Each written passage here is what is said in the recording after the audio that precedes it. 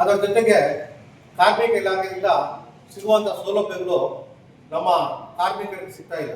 ಯಾಕಂದರೆ ಕಾರ್ಮಿಕ ಇಲಾಖೆಯಲ್ಲಿ ಸರ್ಕಾರಗಳು ಕೋಟಿಗಟ್ಟಲೆ ದುಡ್ಡು ಕೊಡ್ತಾ ಇದೆ ಅನುದಾನದಲ್ಲಿ, ಆದರೆ ಅದು ಸರಿಯಾದ ರೀತಿಯಲ್ಲಿ ಬಳಕೆ ಆಗ್ತಾ ಇಲ್ಲ. ಅದಕ್ಕೆ ಮುಖ್ಯವಾಗಿ ಮಾಹಿತಿ ಕೊಡ್ತಾ ಇದೆ. ಒಬ್ಬ ಕಾರ್ಮಿಕ ಕಾರ್ಡ್, ಲೇಬರ್ ಕಾರ್ಡ್ ಮಾಡಿಸಿದ ಕಾರ್ಮಿಕರಿಗೆ ಏನು ಸೌಲಭ್ಯಗಳು ಸಿಗುತ್ತೆ ಅಂತ ಸರಿಯಾದ ಮಾಹಿತಿ ಸಿಗ್ತಾ ಇಲ್ಲ. ಯಾಕಂದರೆ ಕಾರ್ಮಿಕ ಇಲಾಖೆಯಿಂದ ಸಿಗುವಂತಹ ಸೌಲಭ್ಯಗಳು ಹಲವಾರು ಇದೆ.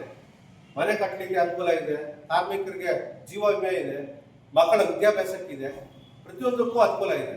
ಆದರೂ ಸಹ ಈ ಮಾಹಿತಿ ಕೊರತೆಯಿಂದ ಹಲವಾರು ಕಾರ್ಮಿಕರಿಗೆ ಅನ್ಯಾಯ ಆಗ್ತದೆ. ಇದರ ಬಗ್ಗೆ ನಾವು ಒಂದು ಹೋರಾಟವನ್ನು ರೂಪಿಸಿ ಮುಂದಿನ ದಿನಗಳಲ್ಲಿ ಕಾರ್ಮಿಕ ಇಲಾಖೆ ಮುಂದೆ ಪ್ರತಿಭಟನೆ ಮಾಡಿ ಎಲ್ಲ ಮಾಧ್ಯಮ ಪತ್ರಕರ್ತರಿಗೆಲ್ಲ ಕರೆದು ಹಲವಾರು ಮಾಹಿತಿ ನೀಡ್ತೀವಿ. ಅದರ ಜೊತೆಗೆ ಕಾರ್ಮಿಕ ಲೇಬರ್ ಕಾರ್ಡ್ ಮಾಡಲು ಕೆಲವರು ಮಾತ್ರ ಅಗತ್ಯಕ್ಕಿಂತ ಹೆಚ್ಚು ದುಡ್ಡನ್ನು ಕೇಳ್ತಾ ಇದ್ದಾರೆ. ಲೇಬರ್ ಕಾರ್ಡ್ ಮಾಡಲು ಕೇವಲ ಸರ್ಕಾರಕ್ಕೆ ನಾವು 100 ರೂಪಾಯಿ ಕಟ್ಟಬೇಕು. ಆದರೆ ಬಾಗೇಪಲ್ಲಿ ತಾಲೂಕಿನಲ್ಲಿರುವ ಬಹಳಷ್ಟು ಕಾರ್ಮಿಕರು ಗೊತ್ತಿಲ್ಲದೆ ಕೆಲವರು 500 ಕಟ್ಟಿದ್ದಾರೆ, ಕೆಲವರು 1000 ಕೊಟ್ಟಿದ್ದಾರೆ. ಅದೆಲ್ಲ ಆರೋಪಗಳು ನಮ್ಮ ಗಮನಕ್ಕೆ ಬಂದಿದೆ.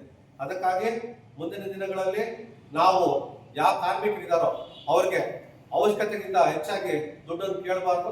ಕಾರ್ಮಿಕರಿಗೆ ಸರ್ಕಾರ ನಿಗದಿಪಡಿಸಿರುವಂಥ 100 ರೂಪಾಯಿ ಮಾತ್ರ ತಗೋಬೇಕು, ಲೇಬರ್ ಕಾರ್ಡ್ ಕೊಡಬೇಕು, ಪ್ರತಿ ವರ್ಷ ರಿನ್ಯೂವಲ್ ಮಾಡ್ಕೊಳ್ಬೇಕು. ಜೊತೆಗೆ ಸೌಲಭ್ಯಗಳ ಬಗ್ಗೆ ಮಾಹಿತಿ ಕೊಡಬೇಕು.